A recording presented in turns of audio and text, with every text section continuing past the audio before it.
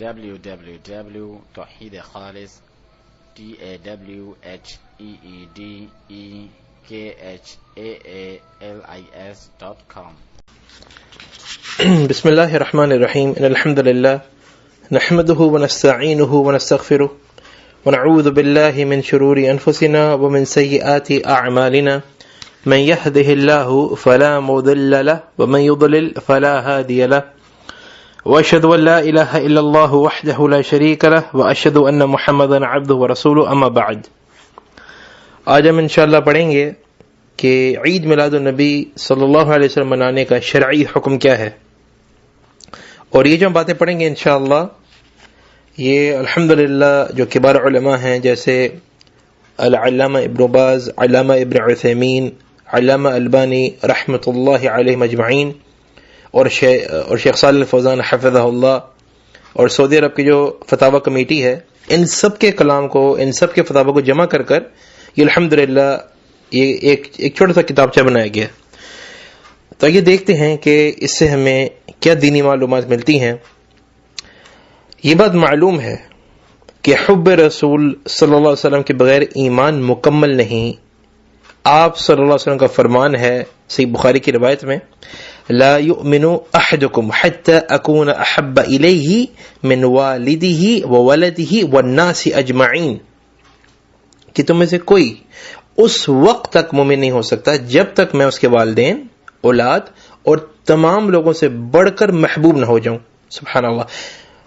آگے علماء کرام فرماتے ہیں بلا شبہ آپ کی ولادت نہیں بلکہ دراصل تو آپ کی بعثت پوری انسانیت کے لیے خیر ہے. جیسے سورۃ الانبیاء کے آیت نمبر 107 میں اللہ سبحانہ وتعالی فرماتے ہیں وما ارسلناک الا رحمۃ للعالمین، اور ہم نے آپ کو تمام جہان والوں کے لیے رحمت بنا کر بھیجا. نبی کریم صلی اللہ علیہ وسلم، خلفاء راشدین، صحابہ کرام، تابعین عظام اور ائمہ دین والسلف صالحین نے کبھی عید میلاد النبی منایا نہ نبی کریم صلی اللہ علیہ وسلم کا اور نہ ہی کسی اور کا.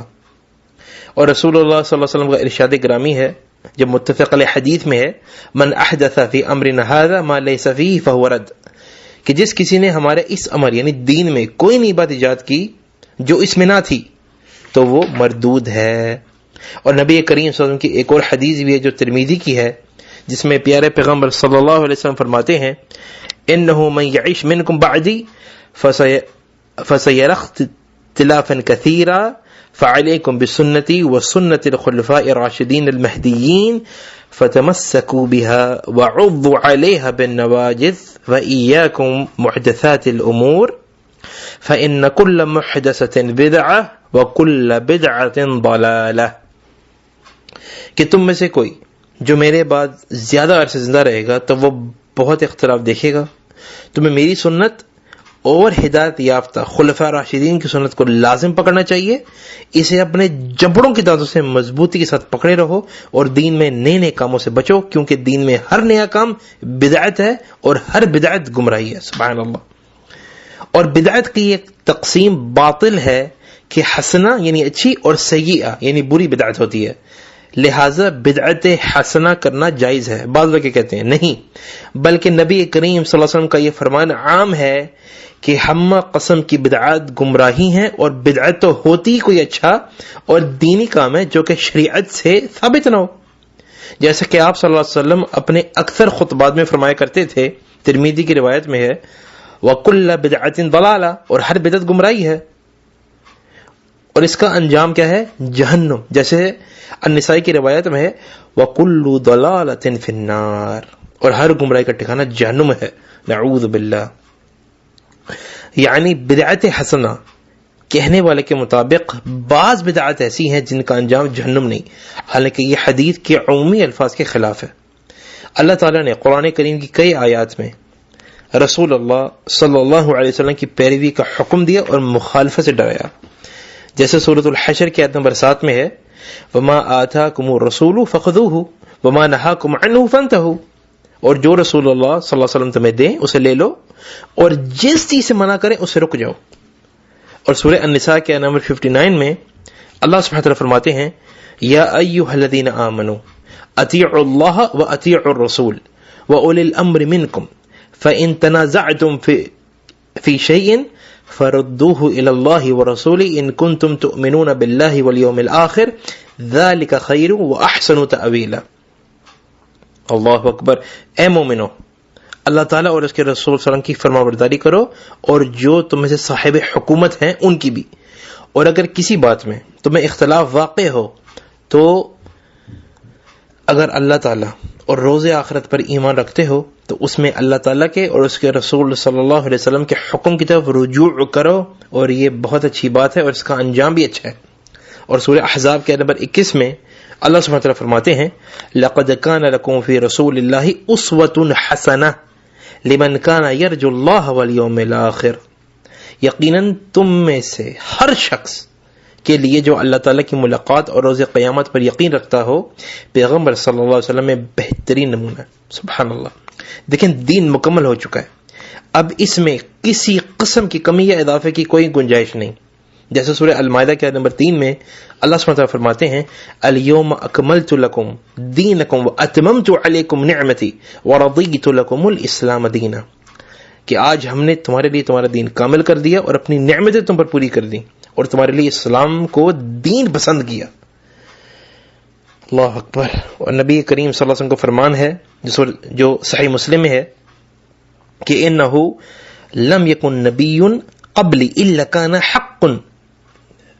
کان حقا علیہ ان یدل امتہ علی خیر ما یعلمہ لہم وینذرہم شر ما یعلمہ لہم، کہ مجھ سے پہلے بھی کوئی نبی ایسا نہیں گزرا کہ جس پر اللہ تعالیٰ نے یہ فرض نہ کیا ہو کہ وہ اپنی امت کو ہر اس خیر کا بتائے جو وہ ان کے لیے جانتا ہے، اور ہر اس شر سے انہیں ڈرائے جو ان کے لیے جانتا ہے.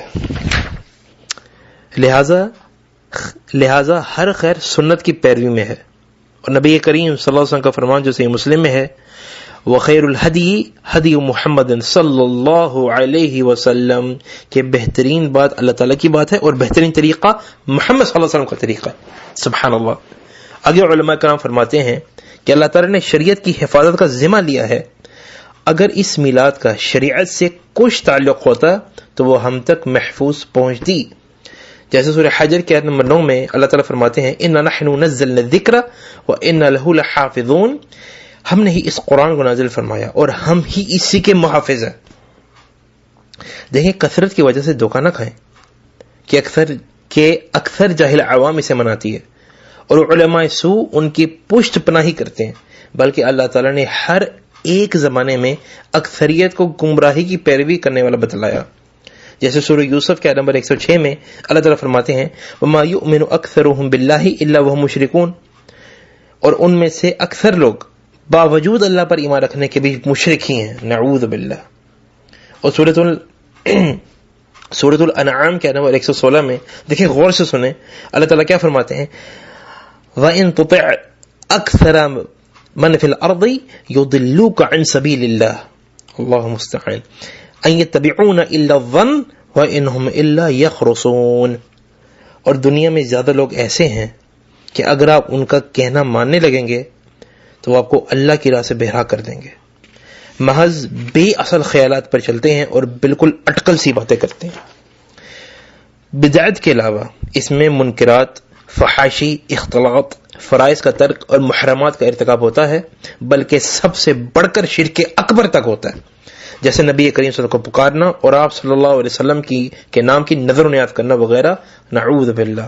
بلا شبہ نبی کریم صلی اللہ علیہ وسلم پر درود السلام بھیجنا واجب ہے اور اس کے بڑے فضائل ہیں. خود اللہ تعالیٰ نے اس کا حکم دیا ہے سورہ احزاب کے نمبر 56 میں کہ ان اللہ وملائکتہ یصلون علی النبی یا ایھا الذین آمنوا صلوا علیہ وسلموا تسلیما. اللہ تعالیٰ اور اس کے فرشتے اس نبی پر رحمت بھیجتے ہیں. اے ایمان والو تم بھی ان پر درود بھیجو اور خوب سلام بھیجتے رہا کرو. اور آپ صلی اللہ علیہ وسلم کا فرمان ہے صحیح مسلم میں من صلی علی واحدۃ صلی اللہ علیہ عشرا، کہ جس نے مجھ پر ایک بار درود پڑھا اللہ تعالیٰ اس پر 10 رحمت نازل فرمائے گا اور 10 گنا اجر دے گا. سبحان اللہ. دیکھیں بعض لوگوں کا یہ عقیدہ رکھنا کہ میلاد میں آمد رسول صلی اللہ علیہ وسلم ہوتی ہے اور آپ صلی اللہ علیہ وسلم بنفس نفیس تشریف لاتے ہیں جس پر تمام حاضرین دست بستہ قیام تعظیمی کرتے ہیں، یہ بدعتیانہ عمل اور شرکیہ عقیدہ ہے۔ آپ صلی اللہ علیہ وسلم اور تمام لوگ وفات پانے کے بعد اس دنیا میں لوٹ کر نہیں آتے۔ سورہ مومنون کے نمبر 15 اور آیت نمبر 16 میں اللہ تعالیٰ فرماتے ہیں ثم انکم بعد ذلک لمیتون ثم انکم یوم القیامت تبعثون، اس کے بعد پھر تم سب یقیناً مر جانے والے ہو، پھر قیامت کے دن ہی بلا شبہ تم سب اٹھائے جاؤ گے۔ اور دیکھیں اتنی واضح حدیث ہے، اتنی واضح حدیث ہے ابن ماجہ کی، جس میں نبی کریم صلی اللہ علیہ وسلم فرماتے ہیں انا اول من تنشق الارض عنہ یوم القیامہ، کہ بروز قیامت سب سے پہلے میری قبر شق ہوگی۔ سبحان اللہ۔ اسی طرح سے قیامت تعظیمی کرنا بھی حرام ہے، یہ محض اللہ تعالیٰ کا حق ہے اور اس کی عبادت میں سے ہے۔ سورہ بقرہ کے نمبر 238 میں اللہ تعالیٰ فرماتے ہیں وَقُومُوا لِلَّهِ قَانِتِينَ، اور اللہ تعالیٰ کے لیے با ادب کھڑے رہا کرو۔ اور رسول اللہ صلی اللہ علیہ وسلم کا فرمان ہے جو ترمذی میں ہے من سرہ ان یتمثل له الرجال قیاما فلیتبوأ مقعدہ من النار، جیسے یہ بات پسند ہونا کہ لوگ اس کے لیے با ادب کھڑے رہیں تو اسے چاہیے کہ اپنا ٹھکانہ جہنم میں پکڑ لے۔ اللہ مستعان۔ اور مسنون درود و سلام مشروع ہے، شرکیہ نعتیں نہیں، جیسے قصیدہ بردہ ہے۔ اور علماء کرام آگے فرماتے ہیں محفل میلاد میں نعت خوانی کی اجرت لینا حرام ہے، کیونکہ جب یہ کام ہی حرام و بدعت ہے تو اس کی کمائی بھی حرام ہے۔ سبحان اللہ۔ اور مزید یہ کہ یہ نعتیں جو ہیں اکثر شرکیہ قصائد و اشعار سے خالی نہیں ہوتی، اور میلاد نہ صرف 12 ربیع الاول میں بلکہ اس کے علاوہ کبھی بھی منانا بدعت ہے، کیونکہ بدعت کا یہی حال ہے کہ پہلے کیا ہوتا ہے کسی خاص وقت و دن وہ سے مخصوص ہوتی ہے، پھر اسے مستقل عبادت بنا لی جاتا ہے۔ اب میلاد خود ہی ایک عبادت بن چکی ہے، اسی لیے سال کے کسی بھی دن کسی بھی موقع پر برکت کی امید رکھتے ہوئے میلاد کروائی جاتی ہے، اور لوگ صرف نبی کریم صلی اللہ علیہ وسلم کی میلاد ہی نہیں بلکہ ان کے علاوہ اور بھی بزرگان کی میلاد مناتے ہیں۔ اللہ مستعان۔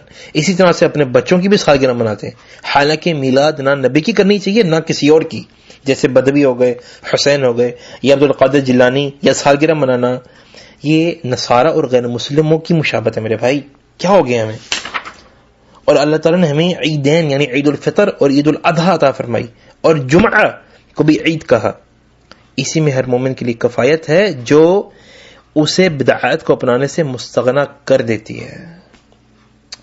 اللہ دیکھیں آگے علماء کتنی پیاری بات کرتے ہیں، اصل محبت میلاد نہیں ہے میرے بھائی، بلکہ شریعت اور سنت کی اتباع، تمسک، دعوت، استقامت، بدعت اور اہل بدعت سے نفرت میں، یہ ہے محبت۔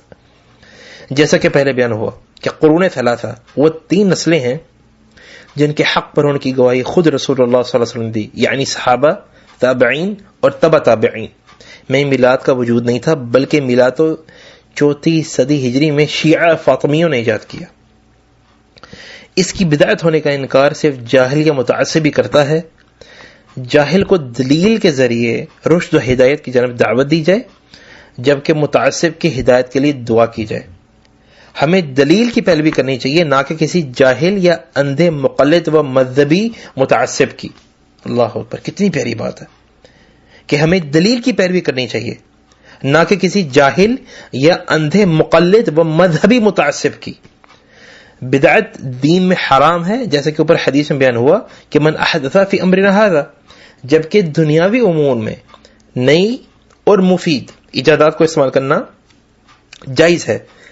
بعض لوگوں کا دنیاوی ایجادات کے استعمال کو دلیل بنانا درست نہیں کہ جب ان سے کہا جاتا ہے کہ یہ کام بدعت ہے نہ کرو، تو وہ کیا کہتے ہیں، تم بھی تو جہاز میں سفر کرتے ہو، لاؤڈ سپیکر استعمال کرتے ہو، یہ بھی بدعت ہے، دور نبوی صلی اللہ علیہ وسلم میں تو موجود نہ تھی۔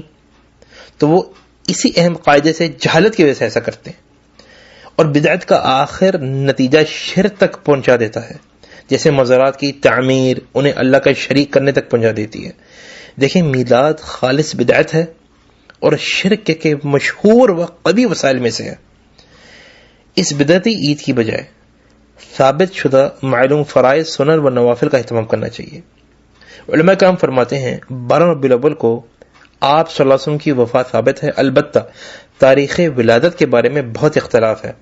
میلاد منانے والوں کو یہ سوچنا چاہیے کہ شیطان نے انہیں اس فریب میں مبتلا کر دیا کہ وہ اپنے پیارے نبی صلی اللہ علیہ وسلم کی وفات کا جشن منا رہے ہیں. نعوذ باللہ.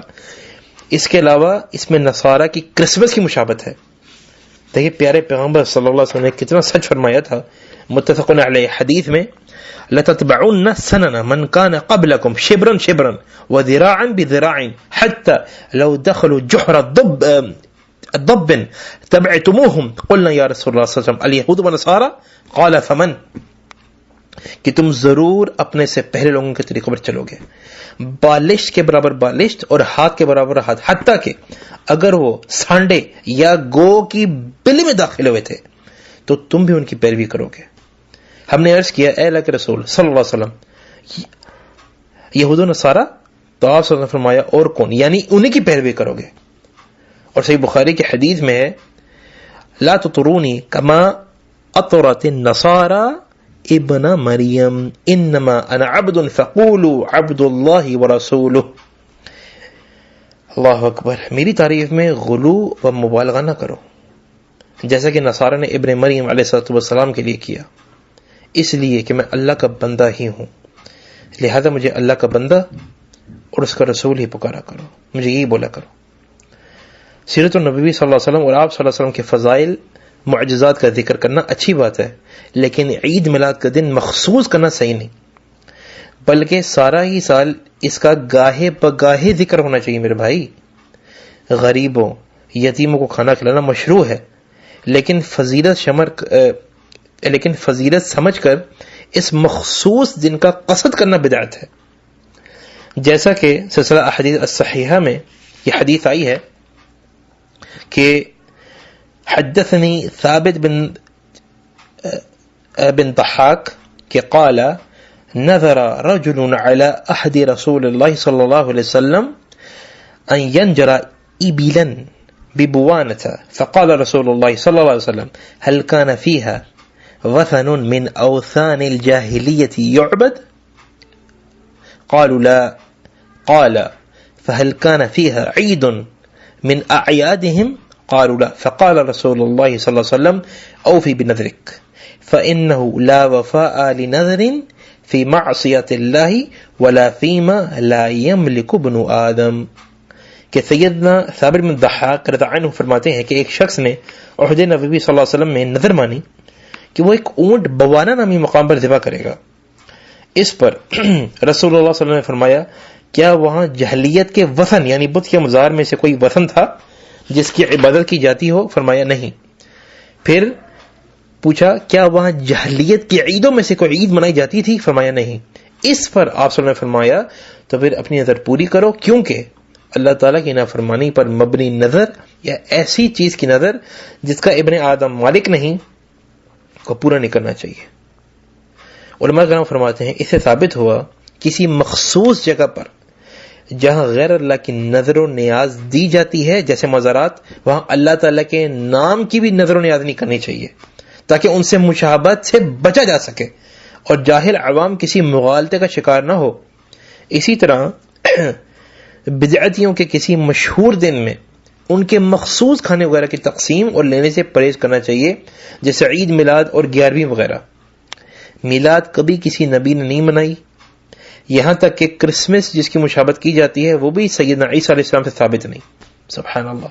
حالانکہ ان کی ولادت خارق عادت معجزانہ تھی جو اس بات کی زیادہ مستحق ہے کہ اسے منایا جائے، مگر انہوں نے ایسا نہیں کیا بلکہ نصارہ نے یہ بدعت خود ایجاد کی ہے.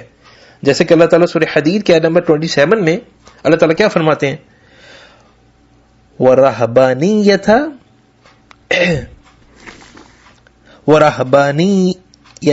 نِبْتَدَعُوهَا مَا كَتَبْنَاهَا عَلَيْهِمْ کہ ہاں رہبانیت ترک دنیا تو ان لوگوں نے از بخود بدعت ایجاد کر لی تھی، ہم نے ان پر اسے واجب نہ کیا تھا. اور کسی نبی نے بھی اپنی میلاد نہ منائی نہ منانے کا حکم دیا، اور ہمیں حکم ہے کہ انہی کی پیروی کی جائے. دیکھیں سورۃ الانعام کے آیت نمبر 90 میں اللہ تعالیٰ کیا فرماتے ہیں اولئک الذین ھدی اللہ فبہداہ مقتدوا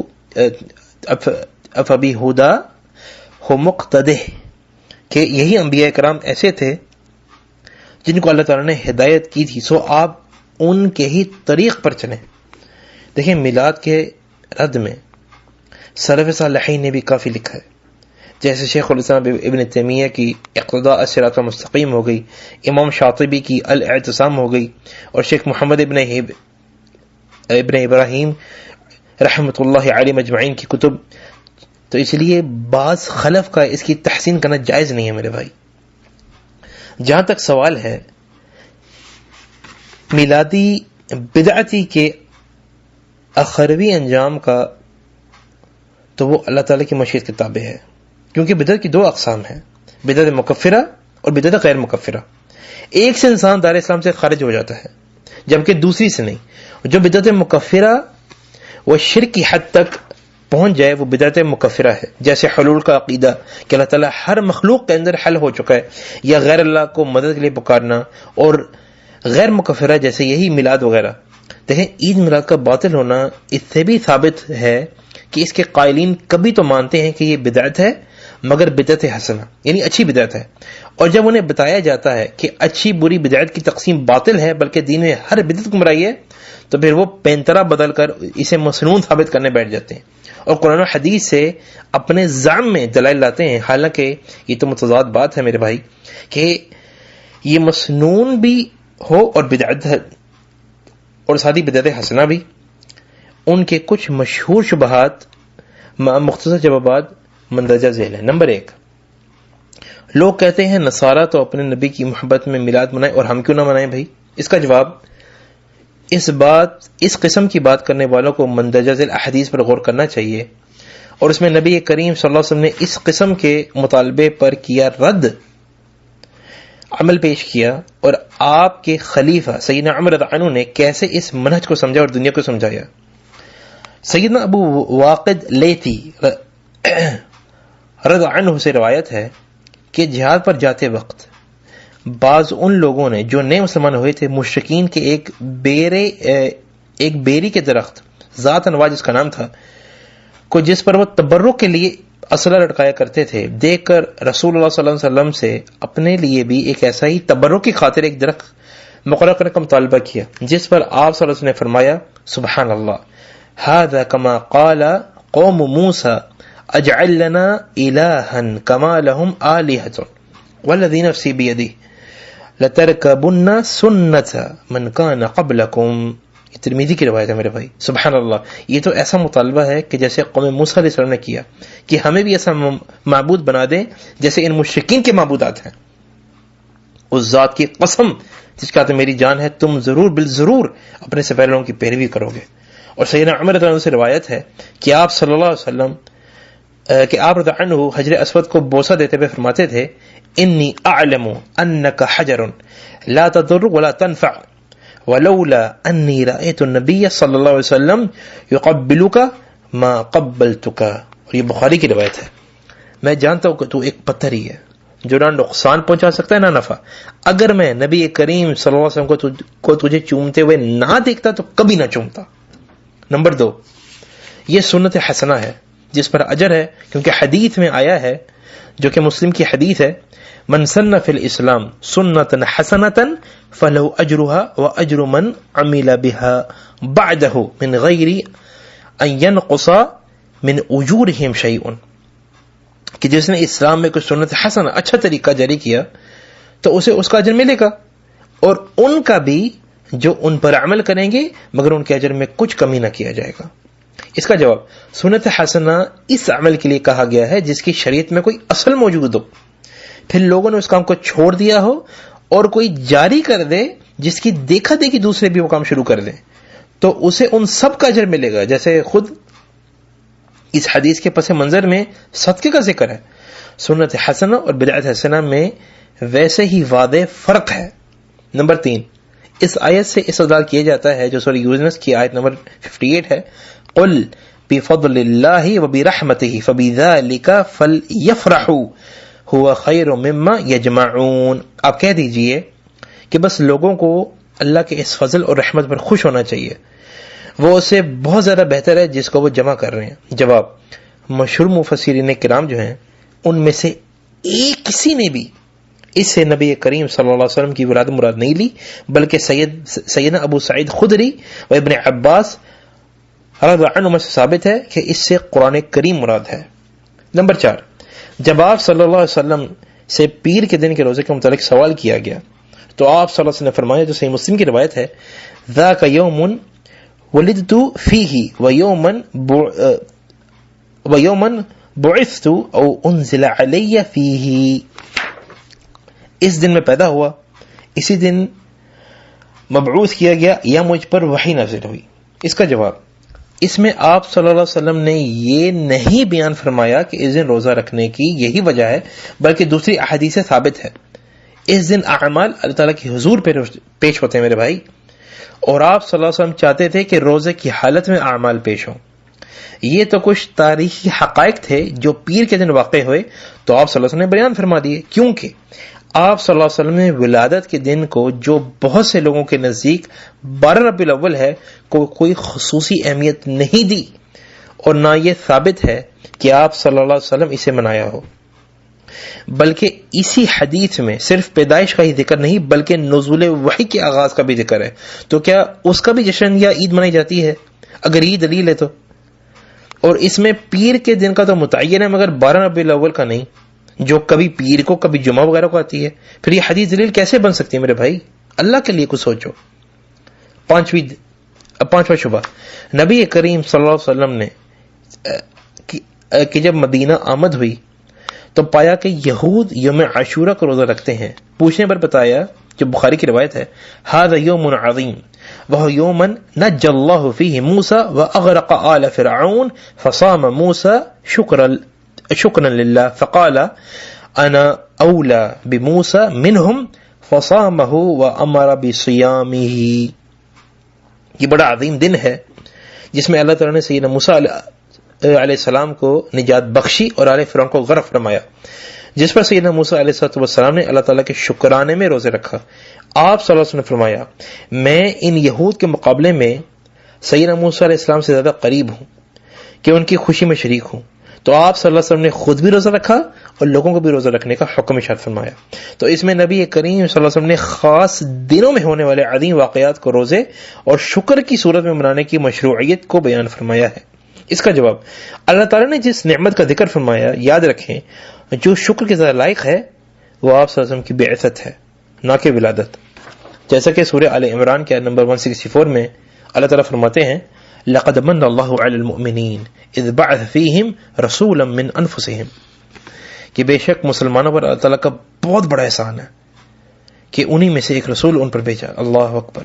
عاشورہ کا روزہ رکھنا تو خود شریعت و سنت سے ثابت ہے میرے بھائی، اس لیے رکھا جاتا ہے، مگر عید میلاد تو ثابت ہی نہیں، تو اسے خوشی منانا یا شکر ادا کرنا ہی کیوں، مگر عید میلاد تو ثابت ہی نہیں، اگرچہ اسے خوشی منانا یا شکر ادا کرنا ہی کیوں نہ کہا جائے۔ نمبر 6، عروہ ثویبہ کا تعارف بیان کرتے ہوئے کہتے ہیں، جو بخاری کی روایت ہے، کان ابو لہب اعتقها فارضعت النبی صلی اللہ علیہ وسلم فلما مات ابو لہب اریہ بعض اہلہ بشر حیبة قال له ماذا لقيت قال ابو لہب لم الق بعدكم غير اني سقيت في هذه بعتاقتي ثويبة۔ ابو لہب نے انہیں آزاد کیا تھا تو اس نے نبی کریم صلی اللہ علیہ وسلم کو دودھ پلایا، پھر جب ابو لہب مر گیا تو وہ اپنے بعض گھر والوں کو خواب میں بری حالت میں نظر آیا۔ اسے کہا گیا کہ تمہارا مرنے کے بعد کیا حال ہوا؟ اس نے کہا تمہارے بعد کوئی خیر نہیں ملی سوائے اس کے کہ اس انگلی سے سیراب کیا جاتا ہوں جس سے میں نے ثویبہ کو آزاد کیا تھا۔ جواب، یہ خبر مرسل ہے، جیسا کہ فتح الباری میں حافظ ابن حجر رحمۃ اللہ علیہ فرماتے ہیں کہ عروہ نے مرسلن بیان کیا اور یہ نہیں بتایا کہ انہیں یہ حدیث کس نے بیان کی، لہٰذا اس سے استدلال درست نہیں۔ کیوں؟